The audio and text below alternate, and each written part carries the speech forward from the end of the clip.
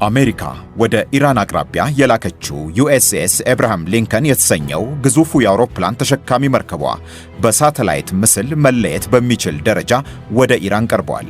ከፍታው 76.8 ሜትር፣ ርዝመቱ 332.8 ሜትር የሆነውና ከፈረንሳዩ ኤፍል ታወር ጋር የተስተካከለ ቁመት ያለው ግዙፉ የአሜሪካ የአውሮፕላን ተሸካሚ መርከብ ከኦማን የባህር ዳርቻ በ240 ኪሎ ሜትር ወይንም ከኢራን በ700 ኪሎ ሜትር ርቀት ላይ እንደሚገኝ ተነግሯል።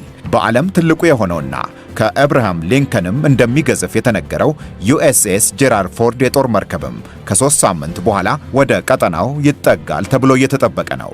ይህኛው ግዙፍ ተሸካሚ መርከብ ደግሞ 337 ሜትር ይረዝማል። አሜሪካ ከኢራን ጋር በኒውክሌር ፕሮግራሟ ጉዳይ ሁለተኛ ዙር ንግግርን በስዊዘርላንድ ጄኔቫ ብታደርግም ለወታደራዊ እርምጃውም በዛው ልክ የተሰናዳች መሆኑ በስፋት እየተነገረ ነው። ብዙዎች እንደሚሉት የተራራቀ አቋምን ይዘው ለድርድር የተቀመጡት ሁለቱ ሀገሮች የተቀራረበ ሐሳብ ላይ ደርሰው ጉዳዩን በንግግር የመፍታታቸው ነገር እምብዛም የሚሆን አይደለም። ትንታኔ አቅራቢዎች እንደሚያነሱት የአሁኑ የአሜሪካ ዝግጅት ቀድማ በ12ቱ ቀን ጦርነት በኢራን ላይ እርምጃ ለመውሰድ ካደረገችውም የቬንዙዌላውን የቀድሞውን ፕሬዝዳንት ኒኮላስ ማዱሮን ከነባለቤታቸው ለመውሰድና ከዛም በፊት ቬኔዙዌላን ለማስጨነቅ ከተጠቀመችበትም ሁሉ የላቀ ነው እያሉ ነው።